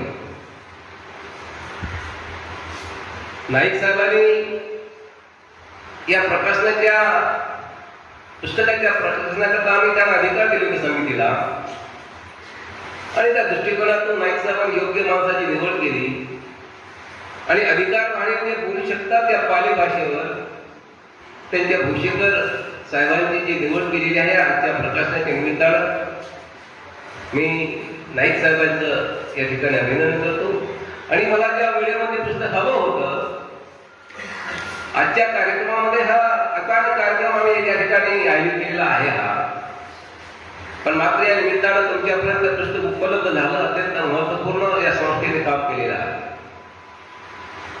मी 1984 बहुधा त्याग झालं भारतीय बौद्धमासा मातृसंस्थेचा. 83 आम्हाला शिक्षक यायचे, मलिक सर यायचे, मुंबईहून यायचे. आणि आता शनिवार वेळातल्या येरोळेच्या पुढे शिवाजीनगरच्या पुढे एक ऑफिस आहे तिथे आपल्या संस्थेचे विहार आहे. तिथं आमचे वर्ग व्हायचे, 20, 25, 40 लोक व्हायचे. आणि जेव्हा आम्हाला ते शिकवत होते आम्ही सूत्रपाठन, माझे आजपासून मी क्वालिटी सांगतो तर पुणे शहरामध्ये पूर्ण सूत्रपाठन पाठांतर असेल तर माझे केबी मुंढेचं पूर्ण सूत्रपाठन पाठांतर शब्दशः उच्चारासही चांगल्या पद्धतीने. 40 वर्षे मी धमकाम केलं या चळवळीमध्ये. पण जेव्हा आम्हाला प्रश्न सुद्धा विचारता येत नव्हते त्यावेळेस, आम्ही लहान होतो त्यावेळेस, भयानी का लहान होतो. तर याचा अर्थ काय आहे, आम्हाला उत्तर द्यायचे की मराठी करत पुस्तकात आहे ना मराठी करत 4 ओळीचं एवढं उत्तर द्यायचं. हो सर आहे ना सर, बरोबर आहे. आम्ही बघायचं ना आता मराठी पुस्तक आहे, पंचशिलेचा अर्थ मराठीत आहे, बुद्धपूजेचा समग्र असा मराठीत अर्थ आहे. हा आहे सर आहे. आणि अशीच मान हवत होतो आणि त्या पद्धतीने सर त्या पद्धतीने शिकला. आणि त्यावेळेस काही महाराष्ट्रामध्ये पाली या विषयावर पूर्णतः अभ्यास माणूस त्या मात्र संस्थेला मिळाला नाही. 40-45 वर्षे काम करतो आणि शब्दशः आता भारत पुरत राहणार आणि त्या मित्रांना अशा पद्धतीचं जे समग्र अशा पद्धतीची माहिती ती सुद्धा आम्हाला मिळाली नाही आणि आम्ही काम करत राहतो 40 वर्ष. आणि जेव्हा नाईक साहेब आमच्या संस्थेचे प्रमुख झाले त्याचा आम्ही फायदा घेतला. नाईक साहेबांशी आंबेडकर सुद्धा आम्ही 40 वर्षांचा परिचय आहे त्या संस्थेशी. भारतीय गोदमा पुणे संस्थेच्या माध्यमातून आंबेडकर सोसायटीतून आम्ही एक निर्माण केली, निर्मिती केली संस्थेची. तिथून सुरुवात झाली खऱ्या अर्थानं सोसायटीच्या माध्यमातून. भोसले साहेब असतील, नाईक साहेब असतील, त्यांच्यासह संत संधी मिळत होती आम्हाला आणि त्यांना आम्ही त्यांच्या गुण लक्षात घेऊन त्याला आम्ही संस्कार विभागाचं प्रमुख केलं. भगत सर आमच्यातून निघून गेले 2010ला आणि ते आम्हाला प्रत्येक वर्षावासामध्ये काही का होणार सुद्धा सांगायचे म्हणत नाही. साहेब माहित ते पालीमध्ये BA होते. भोसले सर जे भगत सर जे आमचे होते के भगत सर पालीमध्ये BA होते. दादासाहेब उपती आम्हाला अकोल्यावरून त्याला ओळख आणलं आणि त्याला पाली शिकवा तुम्ही आता विद्यार्थ्या मुलाला 8वी ते 10वी. आणि आमच्या बहुजन शिक्षण संघामध्ये पूर्ण शाळांमध्ये 8वी ते 10वी पर्यंत पाली हा विषय आहे. 50 विषय पालीचे 50 विषय हिंदीचे आणि म्हणून 50 विषयामध्ये मला 48-49 मार्क्स मिळवायचे. त्यानंतर आम्हाला थोडी पालीचं एक असं स्वरूप निर्माण झालं की आम्हाला येत आहे पाली. आम्हाला बौद्धाच्या शिकवण्याचे विज्ञान सुद्धा आम्हाला शिकवायचे. पण ते गेल्यानंतर ते उणीव नाईक साहेबांनी भरून काढली. मी त्यांचं या ठिकाणी अभिनंदन करतो. आणि या पद्धतीचे पुस्तके आम्ही भोसेकर साहेब मोठा मांडलेला आहे की बौद्धाचार्याला एवढी संधी मिळते. जो पुणेचा अध्यक्ष आहे आम्ही विश्वास अधिकाऱ्यांना मी लग्न सोडला करावायला. मी 1 वर्षाचा निर्णय घेतला कारण आमचे बौद्धाचार्य तयार झाले. पुणे शहरामध्ये मी वर्षातून 100 लग्न लावतो, 100-200 लग्न. त्यावेळी एका दिवशी 5-5 लग्न लावलेले आहेत. मोठगिरी चला म्हणून मी आता निर्णय घेतला की विश्वस्त अध्यक्षामुळे लग्नामध्ये आपले बौद्धाचार्य भरपूर तयार झालेले आहे. त्यामुळे मी आता लग्न लावणार नाही. यापुढे ते आपल्या संस्थेचे बौद्धाचार्य त्यांना बोलवा आता ते तयार झाले पाहिजे ही भूमिका आम्ही स्वतः निर्माण केलेली आहे. या दृष्टिकोनातून तुम्हाला संधी आहे. जे पुस्तक आपल्या संस्थेच्या माध्यमातून एक उत्कृष्टपणे तुमच्यापर्यंत आले ना. कष्ट या पुस्तकात घेतले नाईक साहेबांचे कष्ट आहे आणि त्यामध्ये आपले भिसे साहेबांचे अध्यक्ष होते.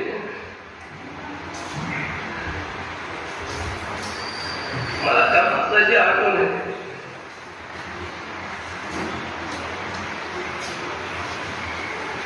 त्याने हे पुस्तक छापल्यानंतर माझ्या दर्शन आणलं. मोठी साहेब पुस्तक झाला पाहिजे आणि त्या कामाला त्याच्या स्मृतीला जाऊन मी हे पुस्तक तयार केलं.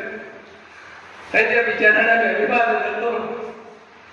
आणि ते पुस्तक झालं नसतं अनेक काम असल्यामुळे पण त्याचा आदर होता. हे पुस्तक झालं पाहिजे. नाईक साहेबांना काही का करूया आपण त्याच्या पाठीमागे लागूया आपण आणि पुस्तक तयार करून घेऊया.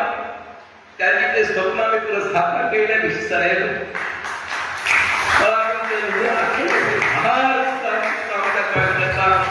गेला आमचे देशराव कांबळे माझा भाग निघून गेले. पण मात्र आता आम्ही माझा निर्णय घेतला तुम्ही आमचे फौज आहात. त्या भारतीय संस्थेची फौज आहात तुम्ही.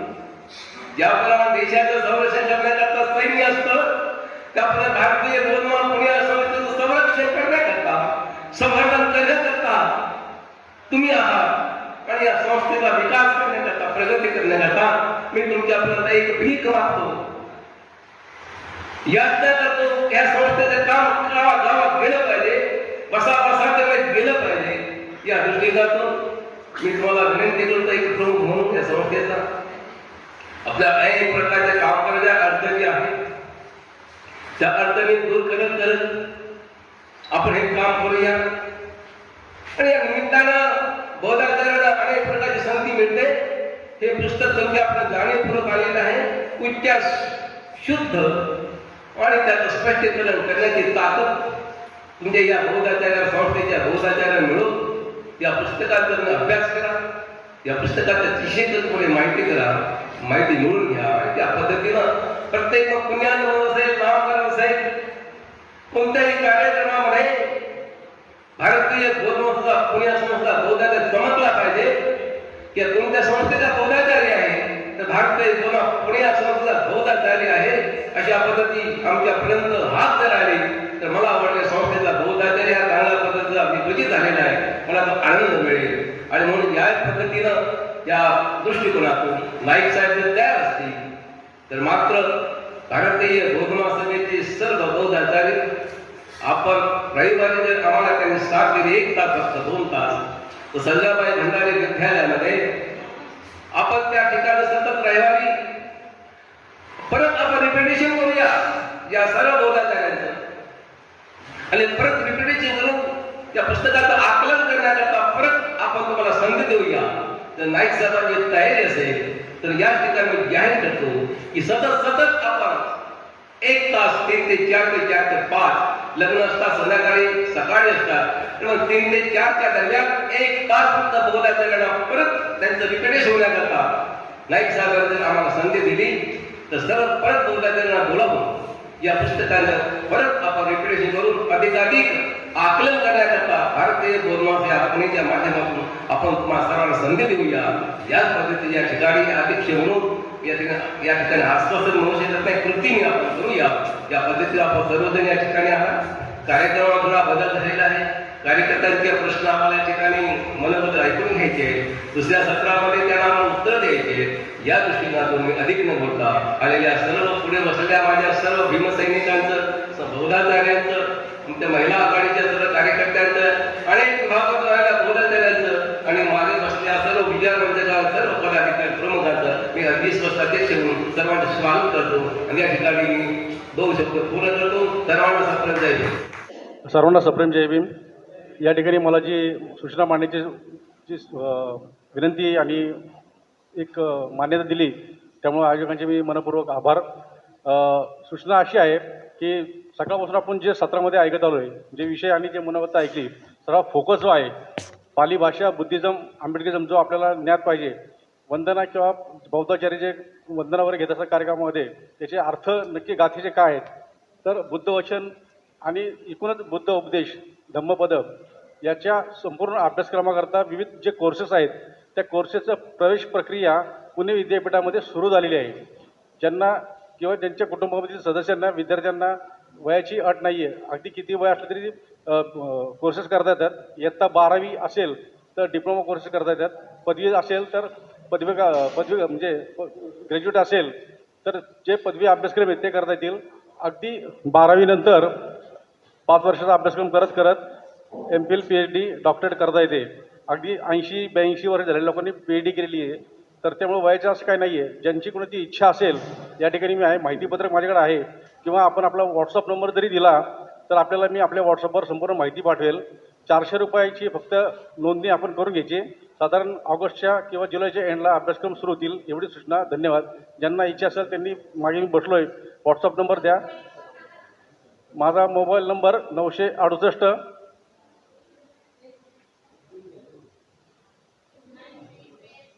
968 993 1141. मी स्वतः पाली अभ्यासक आहे, पुणे विद्यापीठात मी असतो. तर सर्वांना एक या उपक्रमाच्या अनुषंगाने एक सूचना, तर जास्तीत जास्त आपल्या लोकांनी प्रवेश घ्यावा ही विनंती. माझ्याकडं आत्ता माहितीपत्रक आहे सर्वांना. मी आता कार्यक्रमात डिस्टर्ब नको आहे. 968 968 993 1141. संजय मोरे, पुणे विद्यापीठ. तर माहितीपत्रक इथं मी वाटत नाही, कारण कार्यक्रम नको आहे आपल्याला. फक्त आपले मोबाईल नंबर मला जाताना किंवा आता द्या, म्हणजे व्हॉट्सअप नंबर आपल्याला मी व्हॉट्सअप पाठवतो, म्हणजे गोंधळ नको आणि कार्यक्रमाची व्यत्यय नको. धन्यवाद. राजू नथुराम गायकवाड, कोंढवा कमेला, पुणे. मी राजू शांताराम गायकवाड आणि ते राजू नथुराम गायकवाड. या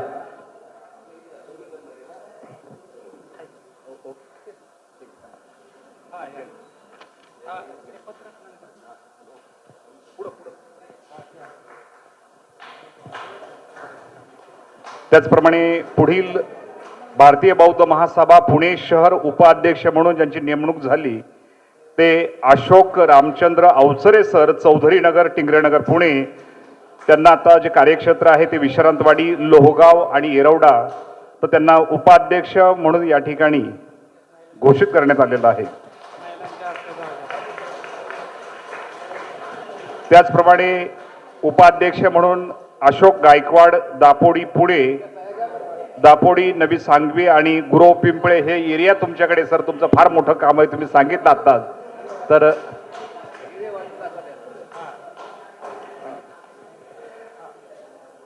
उपाध्यक्षा म्हणून ओव्हाळ शारदाताई मारुती, चौधरी नगर, धानोरी, पुणे यांना उपाध्यक्ष महिला विभाग, येरवडा, धानोरी आणि विश्रांतवाडी हा त्यांच्याकडे ते क्षेत्र दिलेले कार्याचं. आणि स्थळप्रत जे आहे झेरॉक्स, त्याच्यावरती सही करा आणि ते झेरॉक्स इथे आणून द्या. त्याचप्रमाणे धनविजय यशवंत देवीदास, लोहिया नगर, पुणे यांना उपाध्यक्ष म्हणून, पुणे शहराचे उपाध्यक्ष म्हणून या ठिकाणी नेमणूक केलेली आहे. तर त्यांना पत्र दिलेलं नव्हतं, पहिल्यांदा ते उपाध्यक्ष होतेच. तर त्यांना एरिया आहे भवानीपेठ, नानापेठ, राजेवाडी, कासेवाडी, पत्राचाळ, लोहिया नगर, हारका नगर. बरीचशी नावं वाटतात, परंतु ते सगळे जवळजवळ आहेत. उपाध्यक्ष धनविजय यशवंत देवीदास. उपाध्यक्ष म्हणून थोरात बी.आर.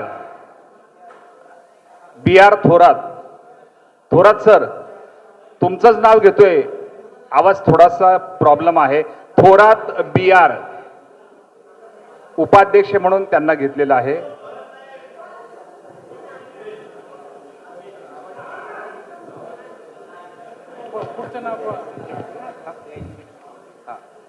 आणि झेरॉक्स पत्रावर तुम्ही काय करायचे, सही करायचे, पोच म्हणून इकडे द्यायचे. परत Thorat B R. Matoshri Ramabai Ambedkar road, 5 building जवळ उपाध्यक्ष म्हणून त्यांना या ठिकाणी नेमणूक करण्यात आलेली आहे. त्याचप्रमाणे या ठिकाणी डॉक्टर सुरेश कठाणे उपाध्यक्ष म्हणून त्यांना या ठिकाणी घेण्यात आलेलं आहे. आणि संस्थेमध्ये प्राध्यापक आहे, डॉक्टर आहेत. तर त्यांना एरिया जो दिलेला आहे लक्ष्मीनगर, शिवदर्शन आणि पर्वती पायथा, त्याच्यावरती त्यांनी फोकस करायचा आहे.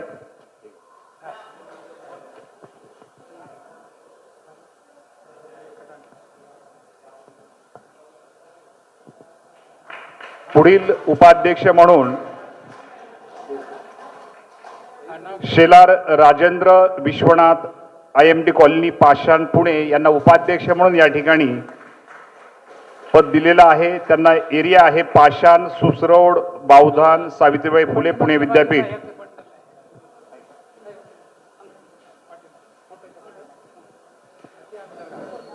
त्याचप्रमाणे पुढचे उपाध्यक्ष म्हणून दादा उर्फ अनिल कांबळे, शिवदर्शन, पुणे यांना उपाध्यक्ष म्हणून घेतलेला आहे. त्यांना सहकार नगर, पर्वती दर्शन आणि बिबेवाडी हा एरिया दिलेला आहे.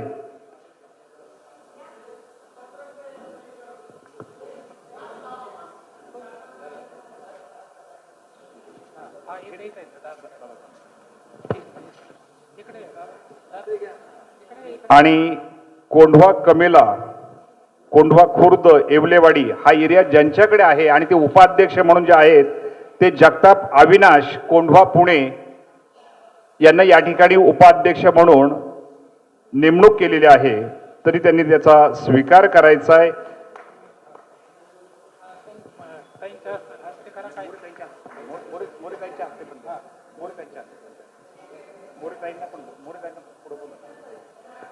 मोरेताई. त्याचप्रमाणे उपाध्यक्ष म्हणून प्रवीण दामोदर डोळस यांना उपाध्यक्ष या पदावर घेतलेला आहे. आहेत का? तर त्यांना एरिया आहे भोसरी आणि पिंपरी.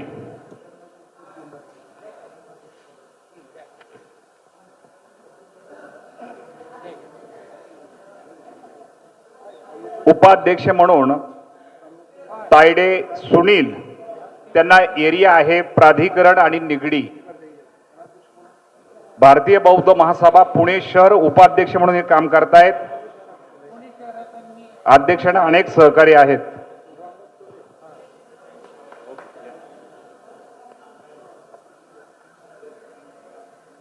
त्याचप्रमाणे चौरे रामदास संभाजी यांना उपाध्यक्ष म्हणून घेतलेलं आहे भारतीय बौद्ध महासभा पुण्यामध्ये. त्यांना दत्तवाडी, पानमळा आणि सिंहगड रोड हे कार्यक्षेत्र आहे. चौरे रामदास संभाजी.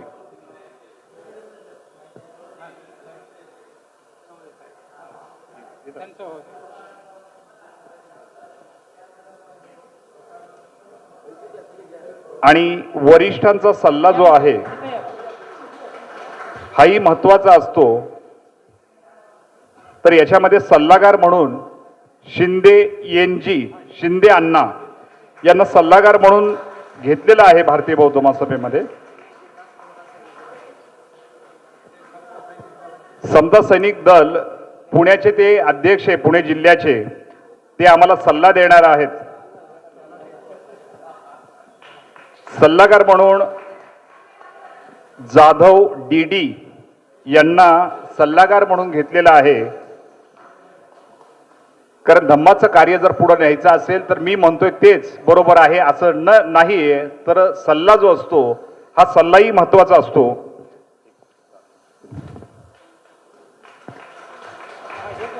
लोंढे राजाराम कोंडिबा आर.के. लोंढे, त्यांचा कालच 50वा लग्नाचा वाढदिवस झाला. आलेले आहेत का? हा, आयरे सर तुम्ही या. तर त्यांनाही सल्लागार म्हणून घेतलेलं आहे. या. अगोदर ते उपाध्यक्ष होते, आता सल्लागार म्हणून आहेत.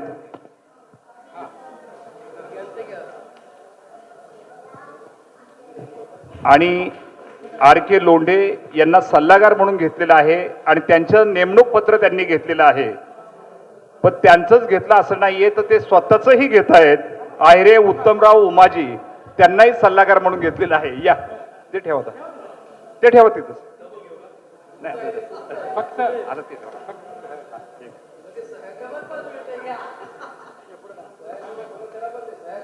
सल्लागार आहिरे दुर्योधन जयराम, त्यांचंही तुमच्याकडेच देतोय.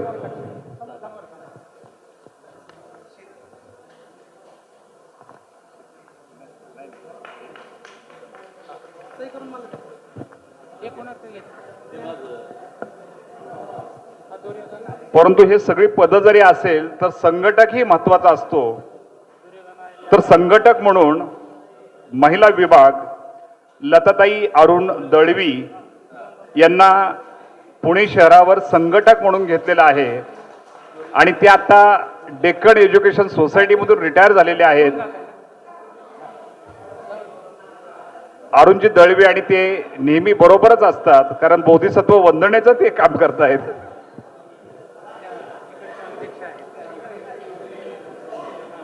प्रबुद्ध प्रेरणा विहार, त्याच्याही त्या अध्यक्ष आहेत, महिला अध्यक्षा. त्याचप्रमाणे पालीचे गाडे अभ्यासक कालकथित केशव सर भगत यांच्या अर्धांगिनी लताताई केशव भगत यांना संघटक म्हणून घेतलेला आहे. लताताई केशव भगत.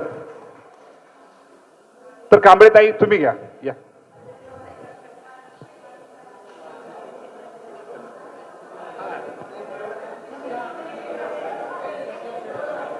जोशीलाताई हे त्यांचं पत्र घेतील. संघटक म्हणून अशोक धोंडीबा अवसरे यांना संघटक म्हणून भारतीय बौद्ध महासभा पुणे शहर यावर संघटक म्हणून घेतलेलं आहे.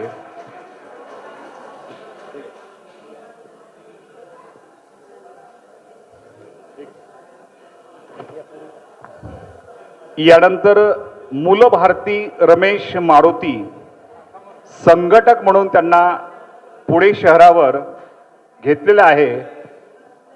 तुम्ही फक्त सल्ला द्यायचा आम्हाला आणि आम्ही कार्यवाही करणार. या.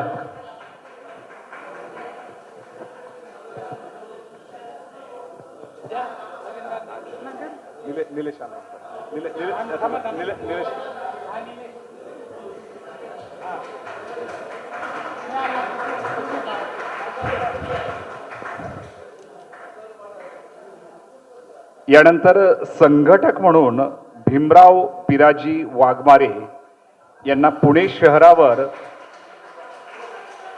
संघटक म्हणून घेतलेलं आहे.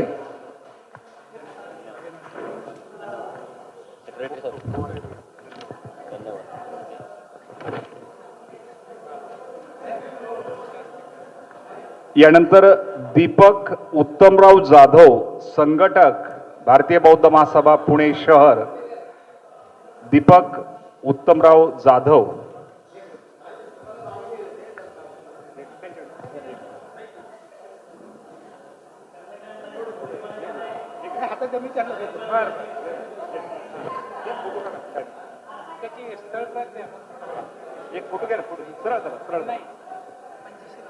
इंगळे नामदेव तुळशीराम यांनाही संघटक म्हणून घेतलेलं आहे. इंगळे नामदेव तुळशीराम आलेले आहेत का? संघटक म्हणून जोशीलाताई जितीन कांबळे यांना पुणे शहरावर संघटक म्हणून घेतलेला आहे. महिला विभाग.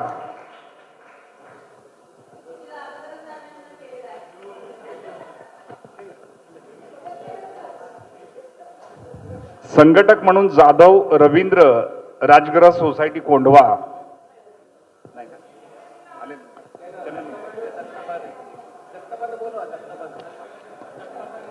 जगताप अविनाश आहेत का? त्यांचं पत्रक घ्या. जाधव रवींद्र तुमच्या भागातले आहेत या. त्याचप्रमाणे फणसे रवींद्र दत्तात्रय.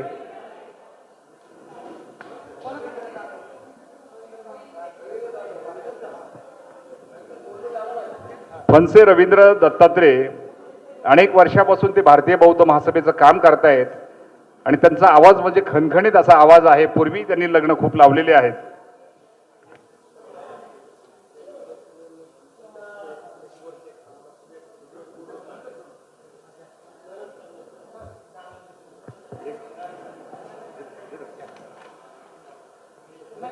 यानंतर महेंद्र मुरलीधर बाराथे सर पर्यटन विभाग प्रमुख म्हणून त्यांना घेतलेला आहे.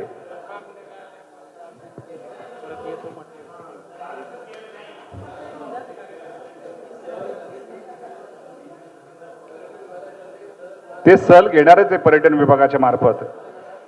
आणि जितेंद्र प्रल्हाद धाईंजे जिल्हा अध्यक्ष म्हणून त्यांचं सोलापूर जिल्हा त्यांना पत्र दिलेलं नव्हतं. नेमणूक होती तर त्यांना या ठिकाणी पत्र दिलं जात आहे.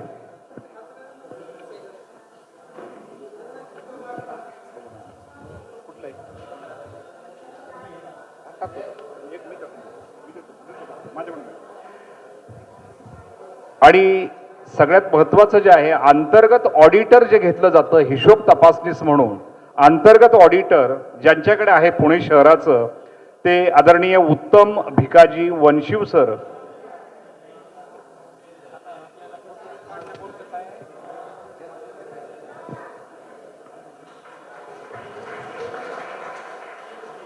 खजिनदार म्हणून राजेश सोपान माने यांना खजिनदार म्हणून हे पद फार मोठं पद दिलेलं आहे. सगळा खजिना सांभाळायचा व्यवस्थित.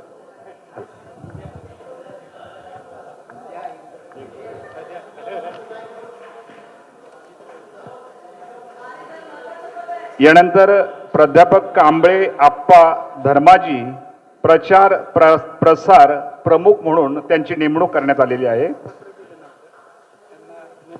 फक्त पत्र दिलेलं नव्हतं, नेमणूक झालेली होती.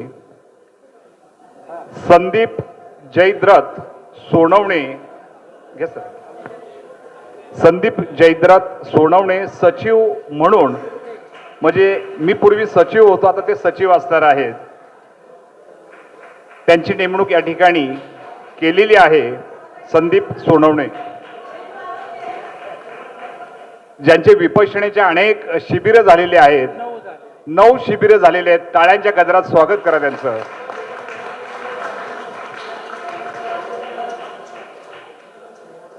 आणि ज्यांची आता पुणे शहरावर अध्यक्ष म्हणून नेमणूक केलेली आहे ते आदरणीय धाईंजे दिलीप नंदराम यांना नेमणूक पत्र विश्वस्त अध्यक्ष के बी मोडघरे सर देतील.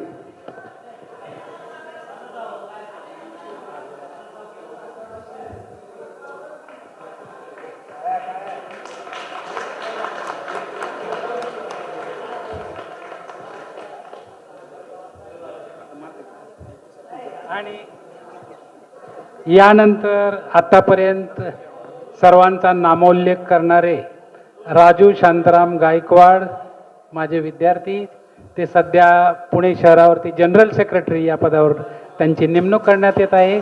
तरी सर्वांनी टाळ्याच्या गजरामध्ये त्यांचं या ठिकाणी स्वागत करायचं.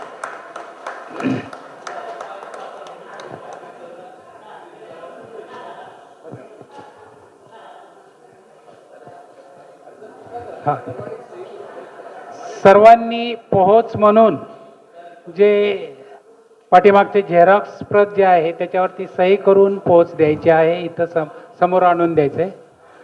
हां,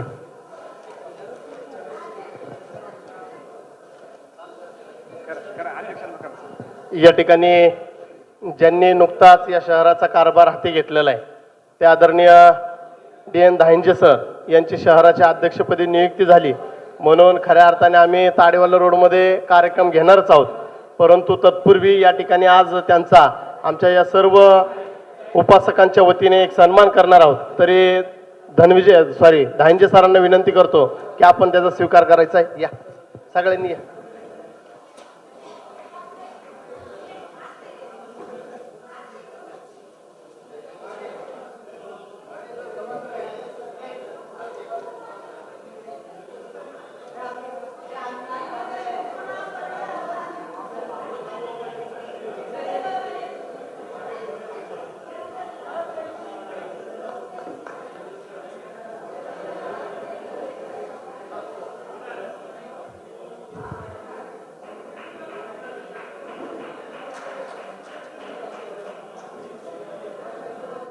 धाईंजी सर, तुम्ही आता आजपासून अध्यक्ष झालात.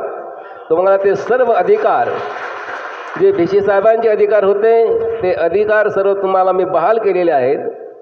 या माध्यमातून यापुढचे सर्व कामकाज, संस्थेचं ध्येय धोरणं हे सर्व तुम्ही सल्ल्यानुसार विश्वस्त अध्यक्षांच्या सल्ल्याप्रमाणे मार्गदर्शनाप्रमाणे यापुढे करावं अशा पद्धतीची विनंती आहे. हे सर्व आपले कार्यकर्ते आहेत, या सर्वांना विश्वासात घेऊन आपण हे काम केलेलं आहे.